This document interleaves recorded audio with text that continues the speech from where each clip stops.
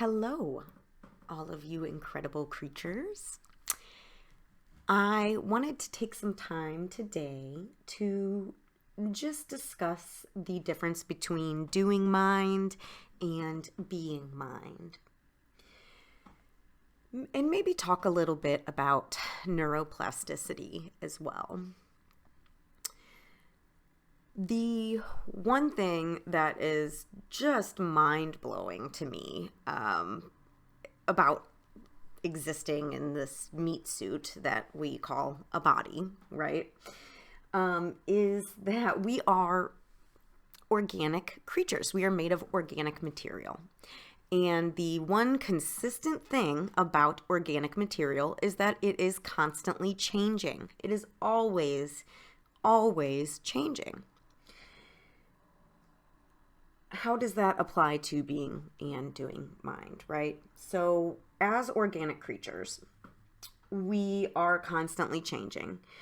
We're born, we're experiencing all of these new things. We have all of these new inputs. Our brain, our incredible neurological system, the computer of our existence, so to speak, is making new pathways the moment that we start experiencing things. And our brain makes all of these pathways. The more that we experience things, then the grooves get deeper, the pathways get more and more established.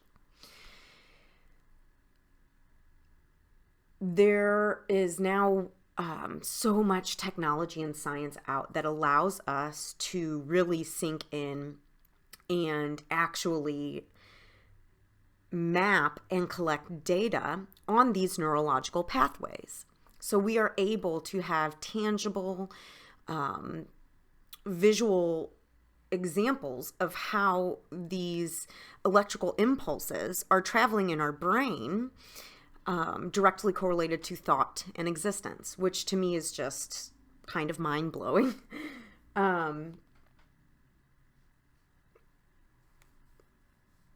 When we are in the state of doing, right? When we're in the state of our doing brain, okay, then that is just a way to describe the thought process of kind of like goal setting, right? So doing brain is going to light up all of those neural pathways that have to do with planning, goal setting,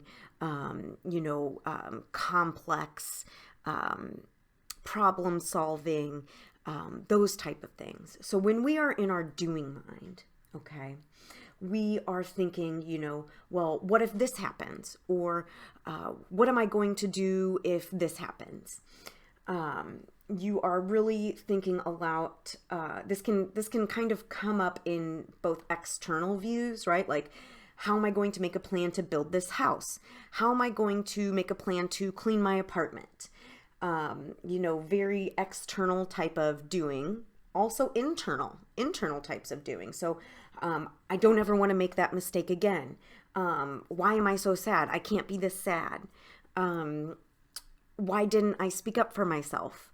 Both of those types of doing things you're going to do internally as well as things you're going to do externally. Then your brain has these pathways that light up and create deeper grooves the more that you use them, right? So if we're living in our doing brain constantly, then we're always going to be continually evaluating where we are against a specific model or standard, right? That we've been conditioned to see as quote unquote normal or the way to do things.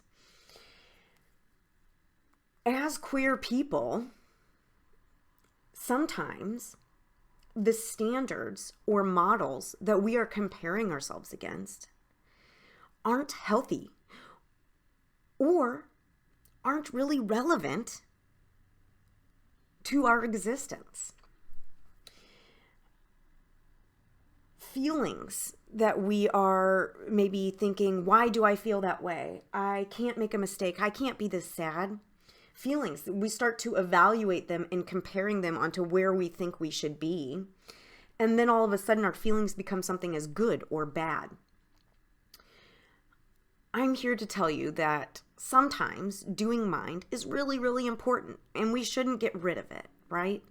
But also, if we're living in this constant state of doing mind, this constant state of comparison over where we think we should be or what society is telling us we should be, or all of that, how far we should be in our life right now, what goals we should have accomplished. If we're always living in that doing mind, then we will get so caught up, those pathways will get so deeply ingrained and engrooved that we can lose sight of the beauty of simply existing, right? So now we've talked a little bit about what doing mind looks like. And it definitely is an important part of us, right? We need that. We need to be able to set realistic goals. We need to be able to monitor where we are and how we're moving forward on our pathway. But if we just live there, we just skip out so much on the beauty of life. So now I want to kind of transition and talk a little bit about what being mind is. So being mind, as opposed to constantly like living in the future, comparing where we are, making those tangible plans, right? Being mind is different. Being mind is a space where we are allowing ourselves to just exist and just accept things without judgment. So in being mind, you're able to not have anything to do, no expectations, nothing to do. You're able to simply focus on the moment. There's no need to compare in being mind.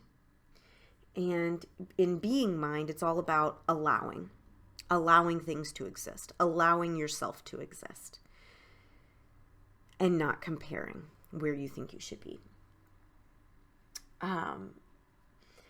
If we take time in our life to make sure that we are nurturing those neural pathways, right, that are created when we spend time in that being state of mind, the more we try to spend time in that being state of mind, the deeper those grooves are going to get in our brain, and the easier it's going to be to access those neural pathways. So again, there's nothing wrong with doing mind, but if we live in that state forever, we're always living in a state of constant judgment, constant evaluation, and that can be really exhausting. It also makes us think of things like emotions and feelings as either good or bad. And I am a firm believer that emotions are neither good nor bad. Emotions are something we experience. Emotions are not who we are. And I have spent years cultivating my being state of mind. And I still have a lot of work to do. But the more I allow myself to exist in a being state of mind, the more I am able to be gentle with myself while I am in that doing state of mind. So if I spend more time in my being state of mind, where feelings simply exist, they're not good or bad, they're merely observed, I'm able to carry some of that over to my doing mind. Also, I can take those moments when my doing state of mind is so heavy and so fast-paced, where I feel like I am kind of losing my shit, right? I might need to take a moment because I'm spinning my wheels in my doing mind. So I can do things to bring myself over into my being mind. In a perfect world, LOL, we would be able to have equal parts of being mind and doing mind, and would be able to transition back and forth based on our current needs. I hope that you find that perfect world, and I'm working on finding it too. Some days it's easier to get to than others, and that's okay. if you are one of those people that have been living in your doing mind and having that be the main driver for most of your life, which honestly, I feel that a lot of trans and gender non-conforming humans, when we first come out, we are so stuck in that doing mind. And we miss out on the beauty of our transition if we don't allow ourselves to really spend some time in that being mind. So I want to help all of you incredible, beautiful souls to cultivate that being mind of yours, right? And what that might look to you. I'm going to invite you all, the next time that you feel your doing mind getting so loud and or maybe feeling a bit heavy, or you may feel like your wheels are spinning, I want you to invite yourself to take a moment, take a step back, and practice your being mind. That can look different. Some examples could be something as simple as washing a dish and trying your best to just allow all of your focus to simply be on washing that dish. Allow yourself to feel the water on your hands. Take some breaths and allow yourself to see the dirt on the plate. Allow yourself to experience what the suds, the bubbles may feel like, and allow yourself to just observe what the plate looks like before you wipe it clean and after you wipe it clean. Take a moment to smell what that dish soap smells like. Take a moment to really observe how the water washes away the suds and what that stream of water may look like. So just taking a moment to be mindful, even if it's just something as simple as like washing one simple dish. After you do that, I want you to check in with yourself and see if you feel a little calmer on the inside. Maybe expand it to something longer the next time you try. Being mind can be something as simple as taking a walk in a park and really feeling what your feet feel like as they connect with the earth. Maybe experiment with letting the heel of your foot come down first and roll to the ball. Feel every single step as you take it. Feel free to walk as slow as you can. Feel free to allow yourself to feel that sunshine on your skin. Allow yourself to feel the temperature. Is it cold? Is it hot? Is it perfect? Right? That's another way to kind of walk in your being mind.